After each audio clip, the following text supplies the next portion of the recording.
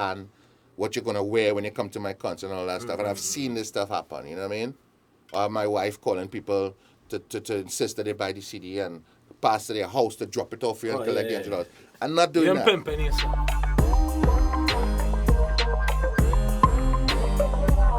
One day, I walking past this place in Pelham Street on a Sunday night. I went to get some herb, actually, in the area. And I hear some incredible reggae music coming from this spot. I always love reggae anyway. As I say, I grew up on Bob Marley. When Bob Marley died, it was like my uncle died. I was 10 years old. It was like a family member died. Yeah. My godfather died. And this was endorsed by my father, who was playing Bob Marley on the way to school on the way back. Right. From 6 years old. You know what I mean? So, the, what's the time again? So on Sundays, the Sundays you would play Hilton. We're talking about your influence. But before you go forward, I wanted to figure out why the guitar. No, I was walking past this place. Right. Excuse me. And I was walking past when Henny Reggae coming from this place on Sunday night. Right. And as I do so, I pull in, I realize it's Bonnie and Clyde and Samuel and them fellas, who is some dreads, who have a corner spot on Pelham Street and St. Margaret's Lane, which is basically Rasta headquarters in Belmont, you know? So I pull up on the scene and and I hear the music and whatnot and end up making friends, man, and that end up being the beginning of Orange Sky Band Room. Okay. Oh, cool. Because at that point I got Nicholas, I got Mark Dobson, you know, and two other members, Rennie Corriat, Stuart Abraham, and we decided, they decided to help me form this band. Okay, so you started to practice now, and We started practicing by Rastafari. A couple of them joined the band on percussion, and within a month I had 8 songs or 10 songs ready to go. Oh, nice. all right, so you have material now. Yeah, we have material, so let's go live. Well, just tack back for me 1 second, because at which point in the story I may have missed it, you picked up the guitar. Right. Okay, so I have had the privilege of having the most beautiful person in my life from birth, who is my mother's sister. Her name is Maria Clark, better known as Sister Paul Clark. She's a nun. Right. And she's the one in the family who always kept all the nieces and nephews together and always held the summer camp vibes. So, you know what I mean? So I've always been around the clergy in a big way, in the sense that my mother is from a family of 9 people, 9 brothers and sisters. And the first 2 brothers were priests. And the next, and her only sister, who came third, was a nun. So my grandmother's first 3 children were 2 priests and Wow. a nun. You understand? So the family was extremely religious. Yeah. So we grew up around priests and nuns. And it wasn't unusual for us to go and spend 5 weeks in Point Fortin at the convent in Clifton Hill with nuns for the whole summer. Dang. I've experienced that as a young man several times. You know what I mean? Nice. So anyway, so Sister Paul played the guitar. She was like the character from The Sound of Music, Maria. And Yeah. her name was Maria. And she actually did play the guitar and sing. So she's there now with all the nieces and nephews, and she's singing is like our own Sound of Music in a Trinidad style. Yeah. And of course, Sound of Music was a movie that we all watched Yeah. and loved. So she was that character to us. Apart from having us pray and talking about Jesus and talking about goodness and love and all this kind of thing. So for family masses and for family prayers and thing, she probably picked me out as the hyper child. And they said, you come. Learn this. And I was glad. And she taught me the first couple of chords. And she made sure I put my fingers the right way and I could, express myself the right way. And that became Wow. me branching off from there into doing what I do. But Yeah, I she think that planted the was seed. God though. I think it's not that you were the hype. I think God probably spoke to her and said, "Listen, this young man have a gift, and it's your job to give him the foundation." No doubt. I think I'll be a lost soul if I didn't have music. I'll be real honest with you. I'll be a really lost soul without music. I'm lucky. I'm blessed because I don't care. Forget about career and forget about the things that you get from music materially if you're successful. But the art itself and the exchange itself and the process and everything else has been really good for my soul. It's kept me alive and sane, in music. All right, so you have material now. You had the band, somewhat at its peak, in terms of playing. What's your next step now? You start to look for gigs, start to look for a record deal, you start to want to travel, like what? Well, the band is up, and the band is playing in Trinidad, so the highest is step by step. I mean, the highest thing you could ever ask for, if you're living in Belmont and you have no money, and you have a 5-piece band that borrowing people band room, borrowing instruments, but you have these 10 songs and everybody who hear and you're saying, yeah, man, I'm feeling all you. I'm feeling you, Nigel. All you have next is to say, hey, man, I want to play a show. That's the greatest thing. Sorry if you hear my belly rumbling. Right? It's a good thing about Trinidad, eh? They could just say, hey, man, I want to play that show. And they're like, yeah. Well, in those days, it was hard. It was hard because there were no other bands. Really? There was no other bands. When Orange Sky came out, you're creating a rock scene right there now. was nobody doing original music. They had 1-2 bands playing covers and that type of thing, but there were really no other bands that were saying, here what? Only originals, this is what we're doing and whatnot. So Nice. I really shouldn't say there were no other bands. That's not true. But there were no other bands doing what we were doing and how we were doing it. Oh, that No, matter. I could probably endorse that because I've been around and I can't really pinpoint any or call any names now. You know, so basically, we got our first gig at Flags on April the 9th, 1996. 96. And it was blow mine. The first night, everybody came. It was a couple hundred people in there, jam-packed, wall to wall. And because we had sharpened our teeth and rehearsed so diligently, we were able to give them the show of their lives, man. It was really epic. And I have to say, Orange Sky started with a bang. I mean, from the first show to now, we had a couple hundred people or a couple thousand people just coming back. It was crazy. I mean, I'll tell you from personal experience, I started off on the rock scene, and going to Orange Sky show was like it. That was it for Trinidad now. Going to Orange Sky show, you know you're going to get damaged, you know you're going to get bruised up, but you're going to have the time of your life now. Well, So boy, it's awesome. that's beautiful, man. That's beautiful. And It always used to be packed out. So, all right, so you're ramen parties now. You're doing gigs. we're ramming parties, we're doing gigs, and we're trying to. My next step now is like, hey, what? I want to take this to the world. We want to take this to the world. We want to get out there. You know, we want to get to Europe, especially, and get it done. And from Trinidad, there's no way to do that. In those days, there's no internet. There's no Facebook, no nothing. If you're trying to get a record deal, you have to put together a package with cassette or CD with your music and pictures and whatever little And thing you snail put mail together, and you send that in the mail, Snail and they mail. take 3 weeks to reach to England, and somebody thinks, I mean, we really, really had it pretty hard for being in Trinidad and trying to get a foreign record deal. As opposed to the guys who are in New York and Canada and You England, can just where walk up to those you places. take a bus and you go to Interscope Records or Polygram or Sony or whoever the hell it is. Trinidad, those things were like over the rainbow, you know what I mean? So we went through that period and we did not get a record deal. And then, but we still went ahead and released the first album in Trinidad. And we recorded the first album. We were very fortunate to have done that. Recorded it at Eddie Grant's studio in Barbados. Legendary Eddie Grant studio where the Rolling Stones and David Bowie Eddie and Grant is Sting Zane and everybody. Brethren. He won your masters? Nah, Okay. no. Just checking out. No. And then I did an exchange with him where I got my band to perform the backing tracks for his daughter's EP. Nice. So we spent like a week and the daughter got her music for her backing tracks and then Orange Sky got to record. Wait, how you met Eddie Grant? Don't gloss over that. Like how? Met Eddie Grant because John Desai recorded half of our album at Eddie Grant's studio. When the fallout happened with Amar, it was in the middle of the recording process and we had 5 more songs to go. So the foreign producer who said, hey, forget about Amar, man. We're going to do this on our own. Yeah. He's like, okay, you're going to meet me in Barbados in 2 weeks. We got the call and we're going to finish the album. So we went to Barbados and we spent a couple of days at Eddie Grant's studio, and that's where we met Eddie and Structure and the whole crew over there. Nice. Big up to those guys. Eddie Grant is a Big up. incredible human being and badass. So Like crazy. yeah, and we did the rest of the album there with a guy called Paul Milner, who was Eddie Grant's producer, and who also had at that time produced Keith Richards' solo album, produced Sting, and a couple big names, right? Papa. So Paul Milner heard us rehearsing and was like, that's your guys' material, that's your songs? I said, yeah. He said, serious? You guys, shit. You guys sound like a mixture between the Wailers and Black Sabbath. And I was like, Shit. Yo. She said, seriously, sound like Bob Marley and Ozzy Osbourne had a baby. And I was like, keep talking, brother. I love it. I said, I want to produce you guys. And he was like, well, let's go. So the first album came out, and we released it in Trinidad only in 1999. and it sold out. A couple thousand copies sold out immediately on CD.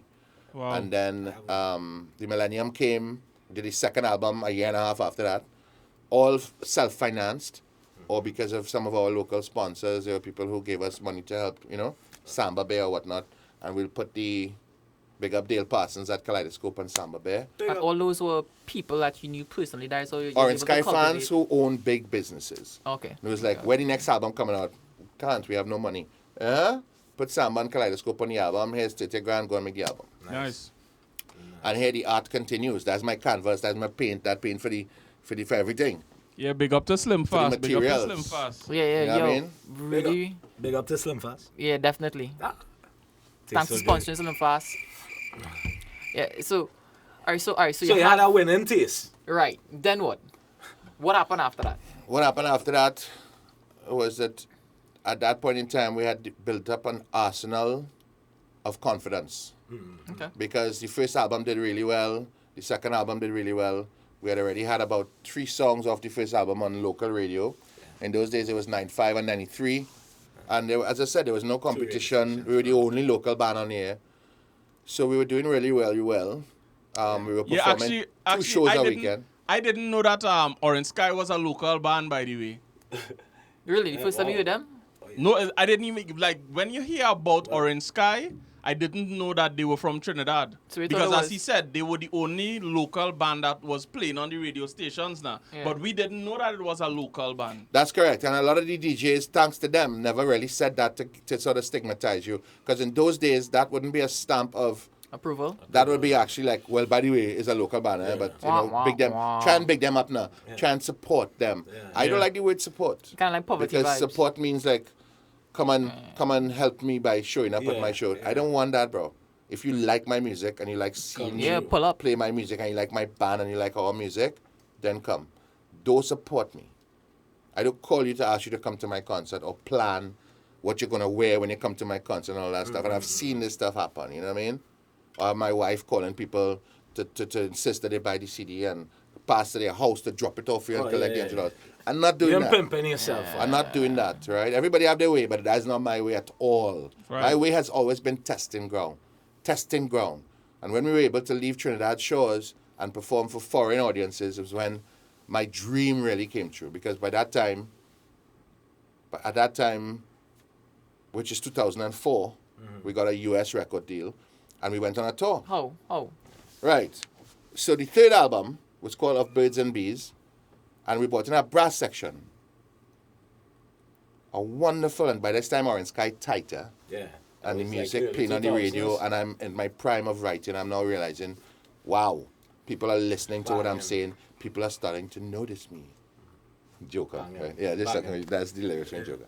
Wow, people are starting to notice our band. We getting respect. We getting respect on the streets for art. Fantastic. So I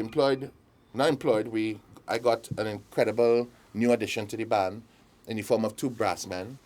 And one was Etienne Charles Oh, wow. and Anthony Woodruff. Yeah, big up. The legendary Etienne Charles. Yeah. First band was Orange Sky. And Anthony Vibes. Woodruff. So if you ever hear Hard Slap or you hear Celebration or any of those songs, the brass you hear is Etienne Charles. Nice. Yep. All right. Later on, we got Brandon Moore. God bless him, and Brandon has been there with us as well. Ian Hamilton on trombone, who he passed away a couple of years ago. They were both police officers and from the police band and thing now. Right. But Ian passed away, and but Brendan is still around. At the end of the day, Etienne and Anthony became our brass section. We had brass, the songs. We had about 6 songs on the radio from that album, Celebration. It was a very happy album. Yeah. At that time, I was starting to have babies. I remember. And the music was inspired by that, by birth and, newness and all I that. think when you all released the album, it was in Zen. No, Which that was album? after. Oh, because that album you released in Zen, I think you had covered Bohemian Peace Rhapsody. Train. Peace Train. Peace Train. But that's right. later on. But right now, it was like 2003. And we released that album down in Chagarama. So now you're talking about 3 Orange Sky albums out. Lots of shows. Every weekend we're playing 2-3 shows all around the country. We've done Caribbean shows all over Jamaica, St. Lucia, Barbados, Tobago's, whatever it is. Real momentum right now. Well, yeah, Grenada. We people know us. So, on a- People are recognizing us. People are asking for us to come, and people are paying money for us to perform for them. And when you come to the show and you play the show, you have really amazing equipment on stage that's rented by the promoter. Everything is first class. You're getting treated a certain way. But more importantly, you start playing these songs and the crowd are singing back the songs. Yeah, that's incredible. And that is no other feeling. There's really no other more of a rewarding feeling as an artist to start playing a song and the crowd singing all the words of the song, you know? So that's when we reached at that level, you know, where we could actually say, wow, you know? At that point in time is when I got Joey Sabini on board as our manager, because the band got big enough to now need a management, especially to try to penetrate the outside world. Yeah. So there's a guy called Simon Batiste, big up to Simon, and he had a big up yourself, concept called Decibel, and Orange Sky played at Decibel, and we won. It was a competition. It was a sort of battle of the bands, battle of the artists type of thing. And based on that, Orange Sky went and we won.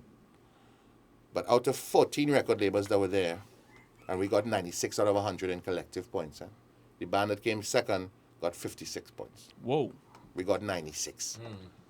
Of all those labels that were there, which included Jeff Blue from Columbia, Happy Waters from Immortal Records, who had Korn and Lauryn Hill and all of them. Wow. We had major people there, and they loved the band. Nobody would sign the band Why? because it was too big.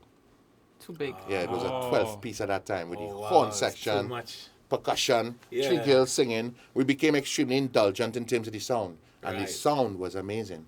But it took all these people To Yeah. create to it. create that type of sound. So one of the record labels, all the record labels were like, man, we love y'all. But in these times, we don't know how we're going to take this Miami sound machine out on the road. Everything nowadays is cut down fine. Nigel, what's the best way to cut this down? How do you cut off the fat? And I'm like, the fat, boy? Fat is the best part. The fat you talking about? You calling it fat? But that's the soul of the music. But anyway, at the end of the day, we had to fit in to get a record deal. Yeah. So we cut it down to a 4-piece. I cut it down to a 4-piece.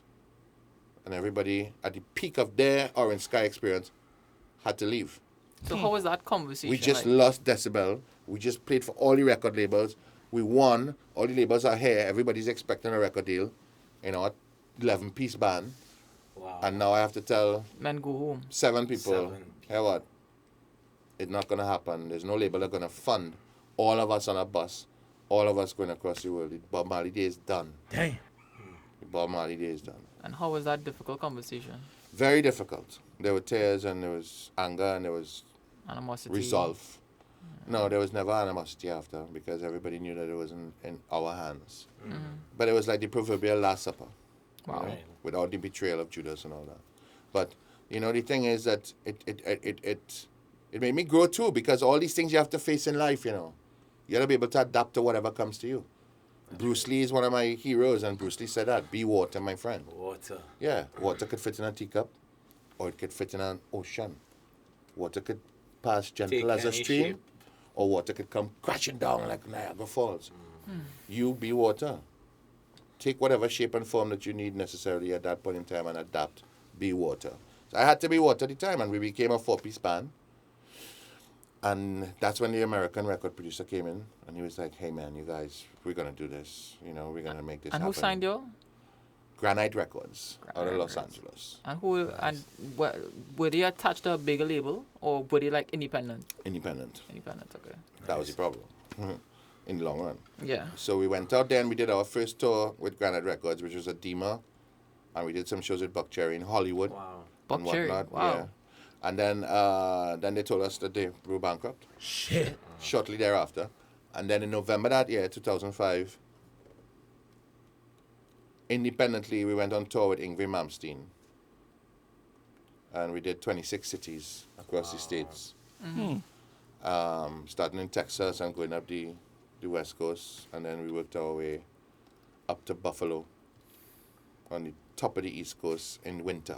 How was your response with the people? Like, Amazing. Well, Every that's what I single was just night. gonna ask because, like, I mean, living in the States or wherever and hearing this band is from Trinidad, you're gonna be expecting something initially. Yeah, you know? preconceived notions. You understand?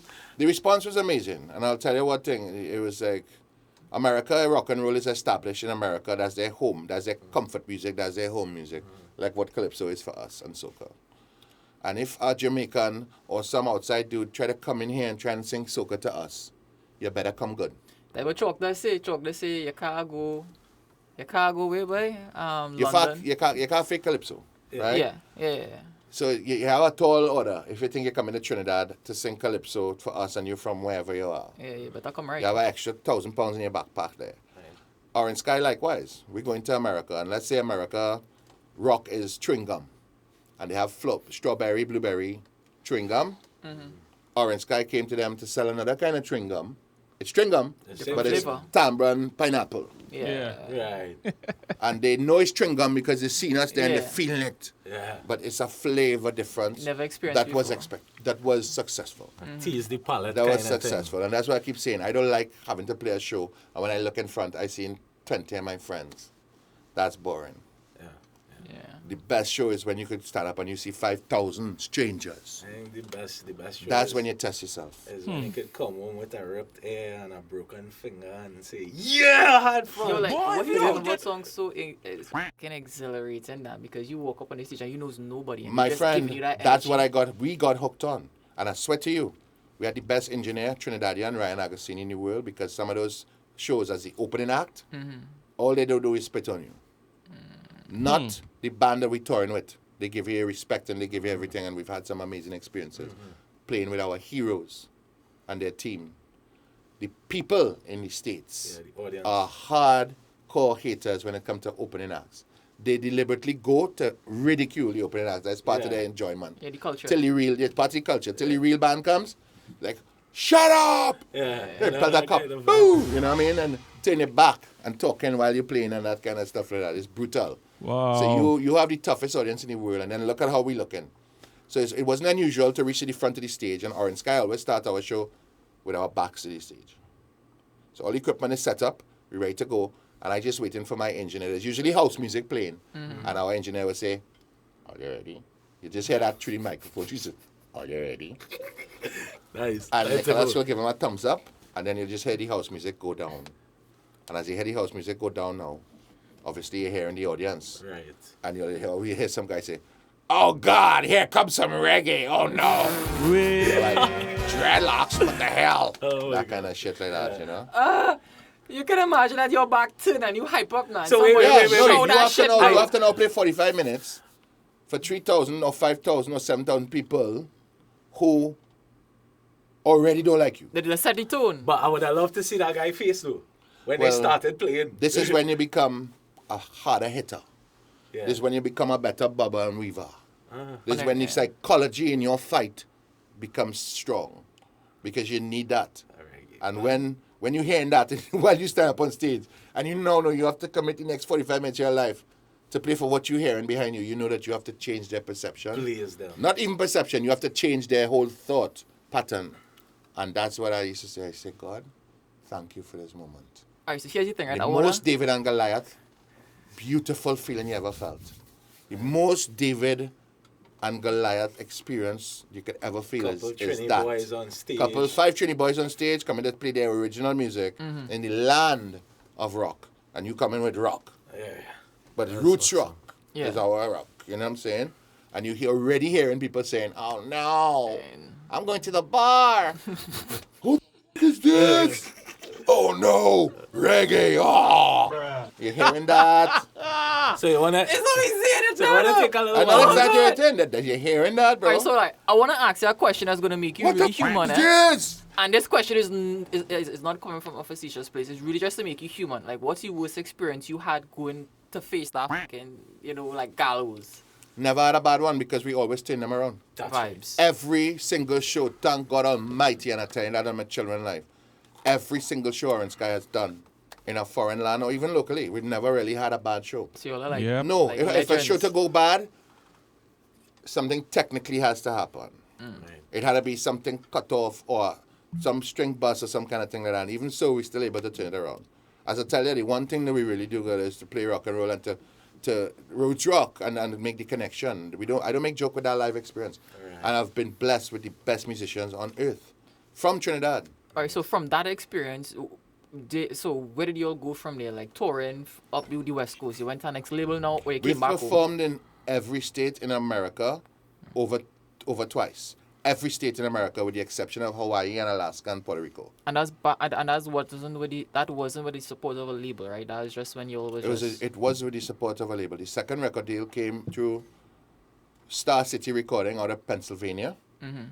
And they also funded the second tour, which was the biggest, not the third tour, which is the biggest tour. And they were independent? They were independent, yeah. Okay. And we toured for a year and a half across the states, once again playing everywhere, man. East, west, north, south, everywhere, and mashing up the place. But in those times, my mindset is we planting seeds. We planting seeds to come back around and pick some fruits 2 years from now. But when we leave here tonight, we're going to make 5,000 new friends. Make an impression. Wow. And that's what I'm saying. You're standing there and you're hearing this guy saying that. And it was a ritual. I will now turn around and face that crowd and say, good night, everybody. I'm Nigel. This is Orange Sky, and we're from the most southerly isle of the tropical Caribbean, known as Trinidad and Tobago. We're here in your beautiful country, and we feel privileged to be here. Thanks to whoever is the opening act, and I'll call their name. I said, I hope we make some new friends tonight.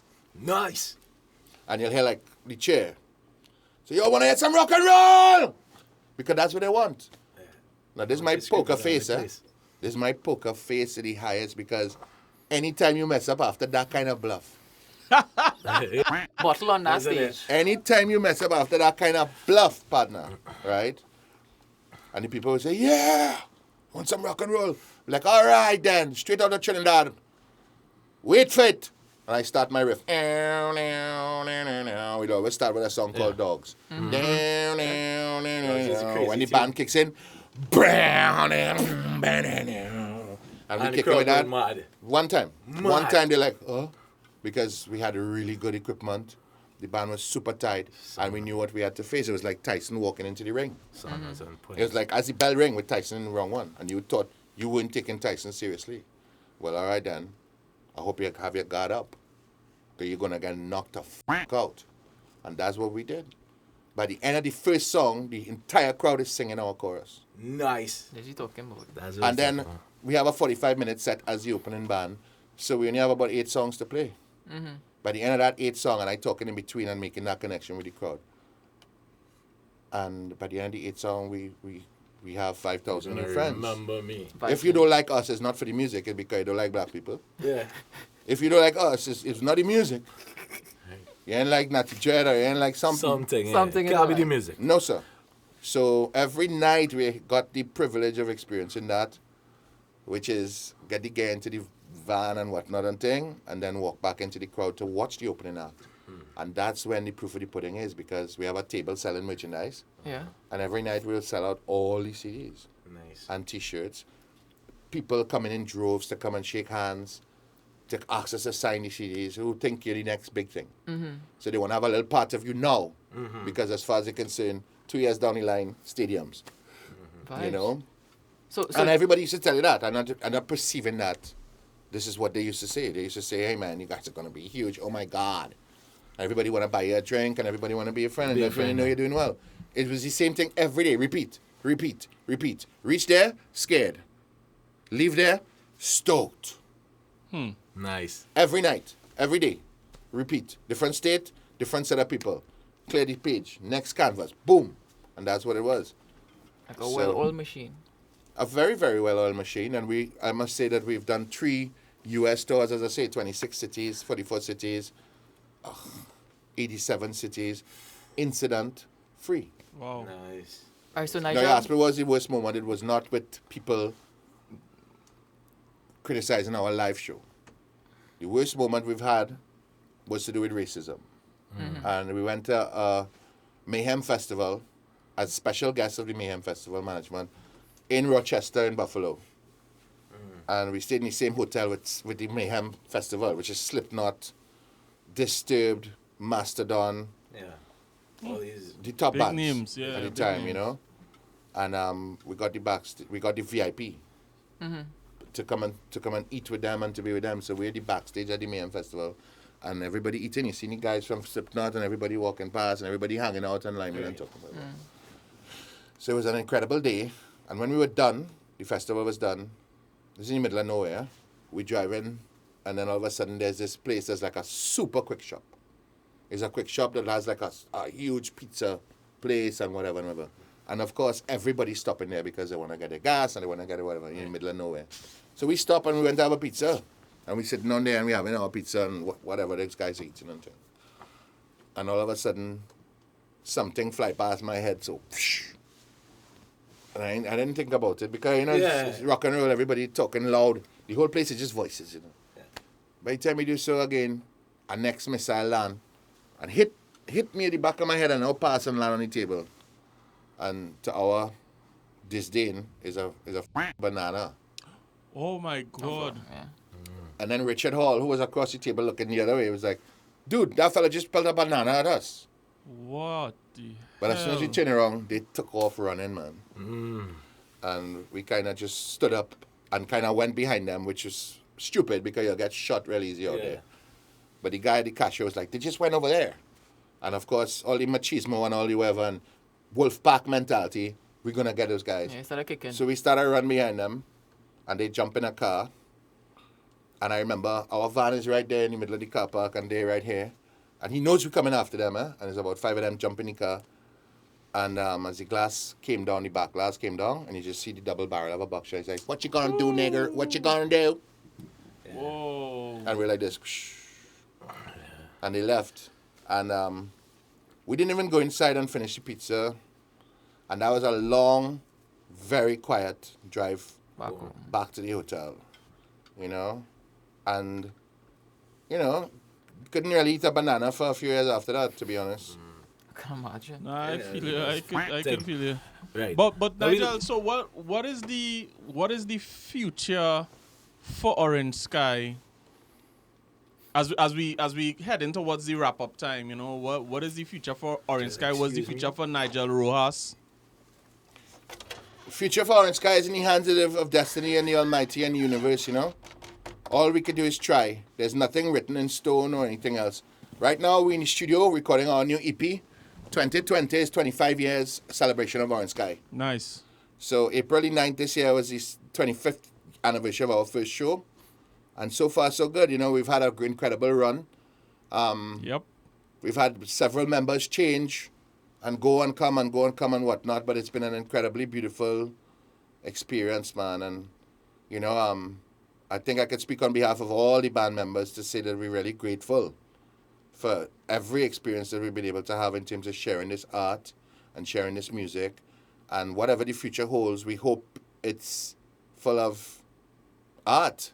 It's full of music and full of sharing and everything else. But in these COVID times, one tends to be cautiously optimistic. You know what I'm saying? Even though I am pathologically optimistic, you tend to want to brace yourself a little bit when you start making plans that sound a little bit too... Grandiose. Well, not grandiose, but unrealistic. Yeah. Because the borders are closed. So how could you be talking about a record deal and touring? The economy is closed and social distancing is in full place. So how could you be talking about throwing local concerts or parties?